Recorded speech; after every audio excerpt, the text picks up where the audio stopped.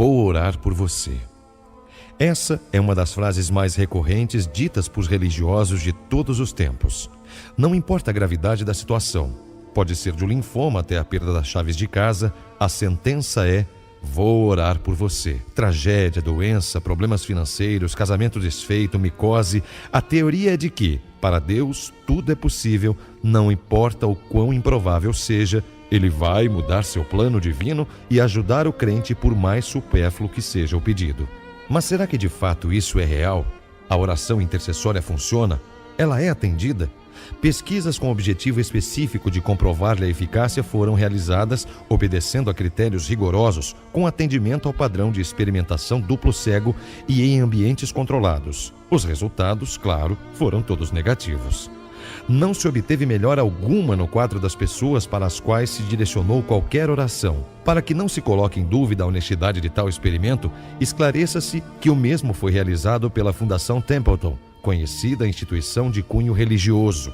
A Fundação Templeton, no entanto, afirmou que, mesmo após o fracasso do projeto, continuaria a realizar experimentos com o intuito de provar a eficiência da oração. É um pouco como fazer as mesmas perguntas esperando respostas diferentes. Mas, se observarmos, não é exatamente isso que um religioso faz? Ou seja, mesmo diante do óbvio, cultiva as mesmas superstições como um atavismo anedótico. As tragédias cotidianas só reforçam as evidências de que a oração é improfícua e a crença é irrelevante. Há alguns anos, no Rio de Janeiro, uma devastação sem precedentes que ocasionou a morte de quase 700 pessoas e de pelo menos 20 mil desabrigados. Famílias inteiras pereceram, crianças se afogaram e até igrejas desabaram. Todavia, posso apostar que ao chegarem as primeiras notícias daquela tragédia, grupos religiosos se mobilizaram para correntes de orações e vigílias para o mesmo Deus que, em sua onisciência e onipotência, poderia tê-la impedido. Os caminhos divinos são realmente inescrutáveis. É sabido que a oração é o método mais comum de se alcançar o que o religioso chama de experiência com Deus, ou algum tipo de contato com o que seria divino. Mas se mesmo experimentações patrocinadas por instituições de fundo religioso evidenciaram, sem deixar margem a dúvidas, que a oração é inócua e jamais se conseguiu relacionar oração a quaisquer resultados, por que então o genuflexório é tão utilizado? Parece inequívoco que o fenômeno da oração é fundamental na propagação e na mantença da crença. A oração produz no religioso a falsa pretensão de que ele realmente pode ter controle sobre fatos incontroláveis. Ao mesmo tempo, produz em seu inconsciente uma espécie de validação da superstição, ajudando assim a justificar a existência e o poder de um ente que nunca se viu e do qual não se possui qualquer resquício de evidência. O falecido comediante George Carlin afirmava com muita propriedade que rezar para o sol ou rezar para Deus resulta na mesma proporção de pedidos atendidos. Por outro lado, é compreensível que a maioria dos cristãos se sinta aviltada ou até ofendida no momento de contradita e de desconstrução racional da crença e, por conseguinte, da oração. Afinal de contas, você está mostrando a esse religioso que ele não fez mais do que viver uma ilusão durante boa parte de sua vida. Isso é demais para qualquer um.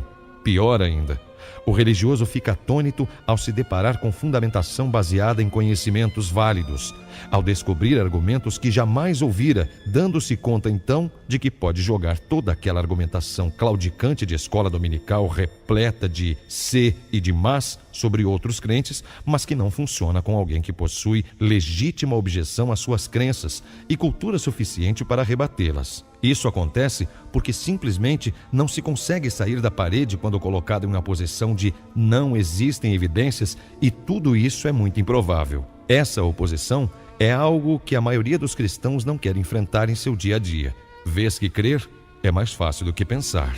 O questionamento atinge a uma minuciosa programação feita com o intuito de gerar o oposto: obediência, respostas prontas, raciocínio circular, inabilidade de pensar por si mesmo. Se analisarmos bem, a Bíblia poderia até ser considerada um instrumento moderno de conversão, pois você não tem de mexer 2 neurônios sequer. Basta só aceitar o que está escrito sem titubear. Vem tudo pronto. É claro que foi escrita por homens que, além de crer em Deus, também acreditavam que a terra fosse achatada e mal sabiam separar seus excrementos da comida. Talvez isso seja relevante. Para nós é. E para você? De fato, é incômodo para os religiosos lidar com alguém que não comungue com suas crenças, por mais absurdas que sejam. Os evangélicos, por exemplo, denominam que quem não é cristão como pessoas do mundo. Seriam os crentes então alienígenas? Certamente não. Mas é como se eles mesmos considerassem assim, numa tentativa de se desvencilharem das coisas e das atitudes mundanas. É bem verdade que nunca conheci um só cristão que rejeitasse a coisa mais mundana existente: o dinheiro. É fácil reparar isso na medida em que os cristãos criam nichos separados para não ter que conviver com tais argumentações. Criam música pop cristã, filmes cristãos, romances cristãos, lojas para cristãos e até restaurantes para cristãos. Nos Estados Unidos, existem até páginas amarelas cristãs, para que se possa contratar um encanador cristão. Talvez ele remende um vazamento com a oração, sei lá. Mesmo as objeções mais razoáveis geram desconforto. Quando se pergunta a um adulto cristão se ele realmente acredita que Jonas permaneceu há 3 dias dentro de uma baleia, a resposta em sua abissal maioria é: espere aí, a Bíblia não fala em baleia, e sim em peixe grande. Penso por um minuto em algo sarcástico para dizer, mas refuto seriamente com um gigantesco "e daí?". Um peixe grande faria mais sentido?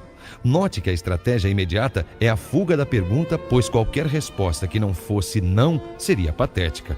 Da mesma forma, são costumeiros testemunhos do gênero: meu pai estava muito doente, fizemos uma corrente de oração e ele melhorou graças ao meu Deus vivo. Podemos depreender então que na interpretação do testemunho acima, Deus curou o pai, logo ele existe e é bom. Ora, quando perguntamos ao mesmo religioso se quando uma pessoa está bem e de repente morre, isso significaria que Deus ou é mau ou não existe, ele não titubeia em afirmar que isso apenas acontece. Como assim?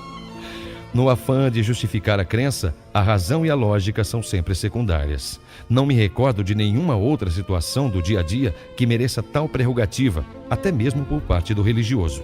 Seria mais do que justo, então, que se cobrasse a quem afirma a validade de orações, vigílias, correntes, jejuns e afins, que demonstre 1% que seja da eficácia de tais rituais. Na verdade, já passou da hora de os religiosos começarem a ter a mesma disposição para ouvir os argumentos plausíveis e genuínos de quem não compartilha com suas crenças, como o que possuem para pregar seus regramentos e conceitos morais da Idade do Bronze.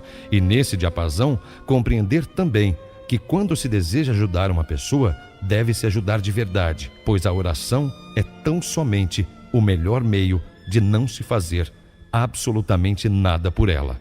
Nada mais do que isso. Texto de H.P. Charles.